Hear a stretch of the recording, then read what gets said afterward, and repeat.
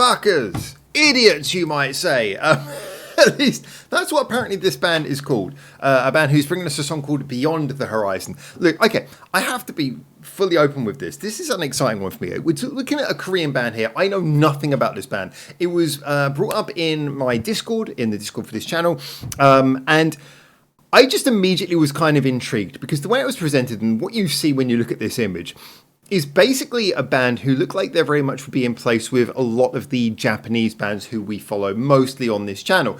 And this is not to say there hasn't been some rather encouraging Korean music. I mean, we've talked about Rolling Quartz in the past on this channel, who certainly have always been a lot of fun for me. Then you've got bands like Rum Kicks, who are much more underground. We've interviewed them. You know, this punk group who have this amazing energy. And there is a lot going on in the Korean scene. But as a general, we all know that the Korean scene is mostly led towards K-pop, and the rock bands, they're not getting the same level of representation in the big, conversation of Korean music.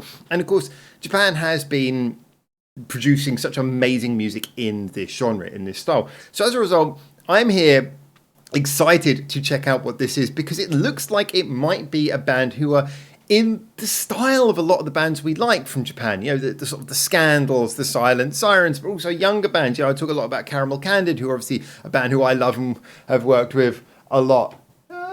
And actually, talking of working with Caramel Candid, do remember that we made this music video with ASSUN from Castella Park and Otto from Caramel Candid, and I wrote and directed this video with them, and it was really good fun. So if you want to support upcoming Japanese music, link to that is in the description below as well. And it's been out for over a month. We've only got like 1,000 and a bit views, so more views greatly appreciated. Please support the young artists and please support that video. But anyway, talking of young artists, like I say, this one is really exciting. I don't know what to expect. I love the fact that they're called Idiots because it makes them somewhat feel at home with the name of this channel.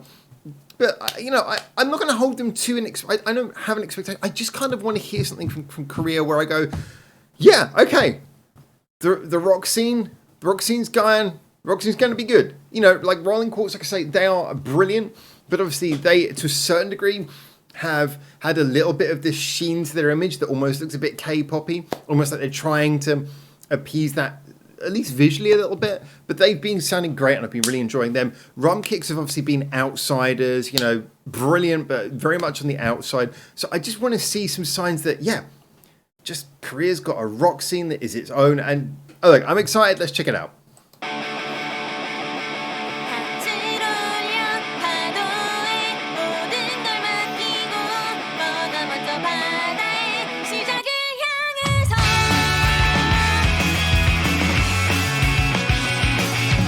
I do like her voice so far.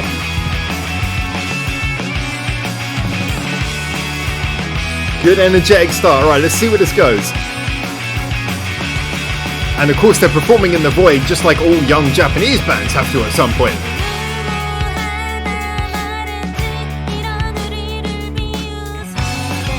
Nice rhythm there.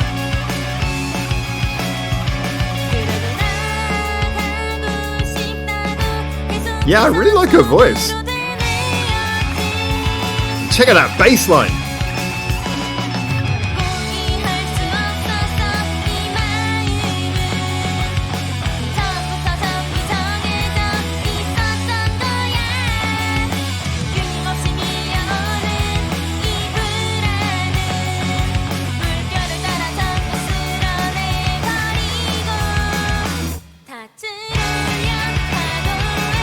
I felt the mix could have given that a little bit more punch. I feel like what they were playing had punch, but the mix didn't quite deliver it.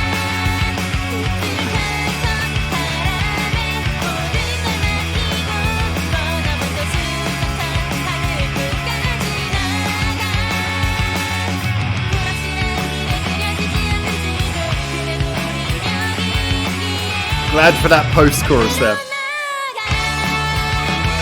The chorus wrapped itself up nicely. It wasn't just one of those ones that repeat chords and finish.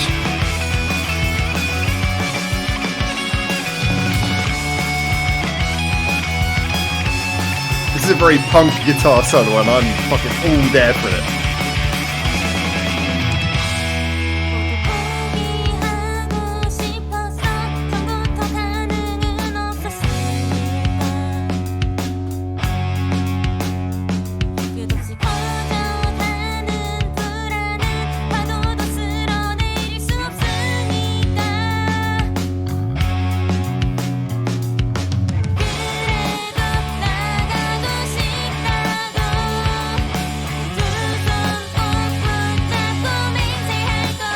It does have a real good sort of headbang quality to it. I like how her voice is very sort of soulful and delicate, but very melodic. And yet the music, for the best part, is delivering a good sort of head-banging punch.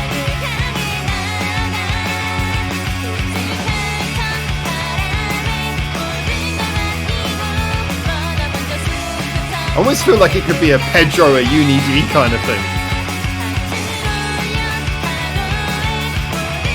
Okay, we're going to play out this second chorus.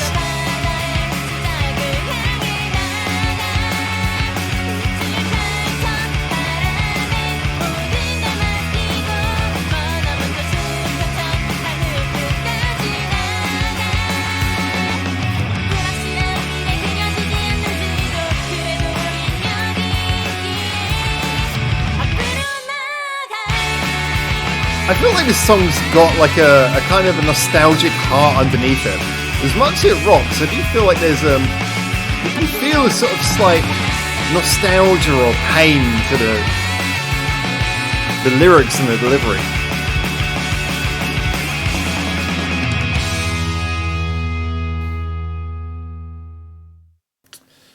Oof, okay. Well, there you go. There you go. You got the members' names up there and everything. All right, let's get and it was composed and lyrics by Moon Junha, who was the first person credited in the members. So I'm assuming that's the singer. Okay, right.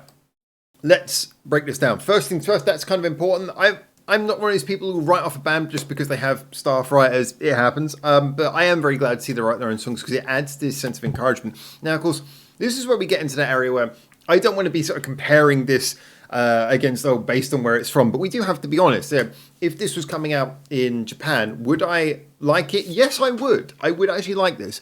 I think it has got... I like her voice. I like the contrast between the sort of heavy rocking music and that delicate but slightly soulful, not weak voice. I like a lot of bands who have that sort of quality. I do like the fact that they have a strong melody focus here, but as well as some good changes to the rhythm. The bass work in this is really nice. It's not complacent and lazy and just sort of listing out all the same chords as the guitar. There are a lot of things to like in this. Now, it does have to be said, just being honest here, this benefits from a little bit from where it's from, though. If this came out in Japan, I would definitely be interested to hear more, but I would also feel a little bit like, okay, there's a lot of bands doing this, though. Because it comes out of Korea, and, I might not be 100% sharp to the entire Korean music scene, but I do keep an eye on it. I certainly was much more into it a few years back than I perhaps have been of recent. But for me, this benefits because of the fact that when I look at this, I think, okay, this is what I've been wanting to hear from Korea for a while. When you've got bands doing punk, when you've got bands doing metal, yes, they might be outsider genres, but they are genres who have a lot of fans. So even if you don't get your domestic fan base excited about it, there will be people out in the world looking for that and looking for that overseas. Metal fans look for metal in all kinds of countries.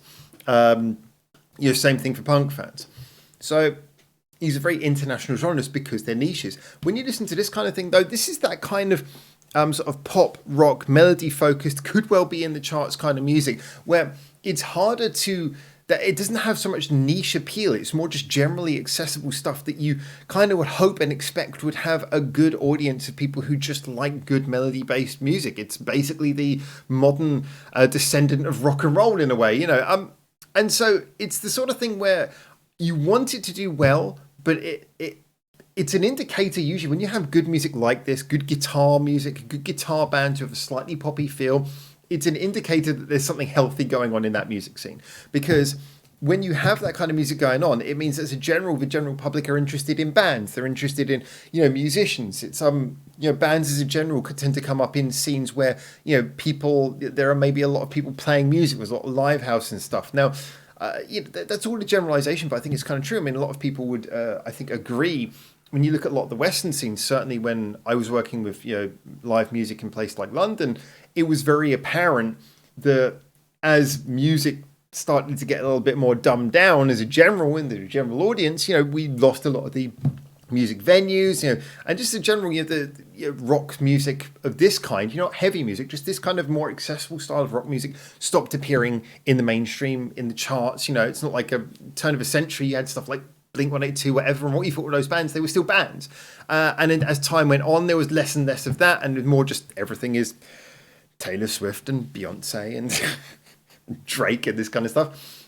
So I think that when you get this kind of music and it does well, it's an indicator of a healthy music scene. And for me, I look at this band and I think, yeah, they could do well. I would support them. I would definitely, gladly, if this band was in my neighbourhood, maybe next time I'm in Korea, if they're performing there, wherever they perform, I would definitely go see these guys live. If their music is like of this kind of quality and keeps going like this, then yeah, I would, because it's enjoyable. It's got heart. Like I said at the end, you can feel personality. You can feel that there's emotion behind it. I didn't understand the lyrics, no, but you can feel there's some soul behind it. It has musicianship. Again, so often I say this, again, one of the indicators of why Japanese music is so good a lot of the time is a lot of the time in the bass, because the bass is one of those instruments where anyone can do it, but few people can get it right. And so many of the Western bands who I kind of go, I'm just not into it. A lot of the time it's because I listen to it and the bass is just playing the same thing as a guitar and I get bored. But you have a bass doing its own thing, and it doubles the amount of enjoyment you get because it's double as much to get your ears into. And this was a band where the bassist was doing something really interesting. The drummer had some really cool rhythms going on in the verses and everything that gave the song a bit of personality. The singer was fantastic. The guitar work was really fun. You had those sort of cool, punky, but definitely very melodic solos going on. This was just good music, and I enjoyed it. And for me, it's an indication of this is something I want to be excited about, especially because of where it's from. I want this. Come on, more of this, more of this, more of this. Good for them. Sounds patronising, and I'm not meaning to be patronising, but good for them. I hope there's more of this. I really do. I enjoyed this. It's a great first song. I should probably get into finding out a little bit more about this band. I actually liked it straight off the bat. I forgot about that. I liked it just because of what it was. But okay, I'm going to give them an all sub. They got less than 1,000 subs. Can we sort this out, peeps? I don't know if you can see that on the screen. You might not be able to see that. Let me see if I can bring that into frame. No, that doesn't work. Okay.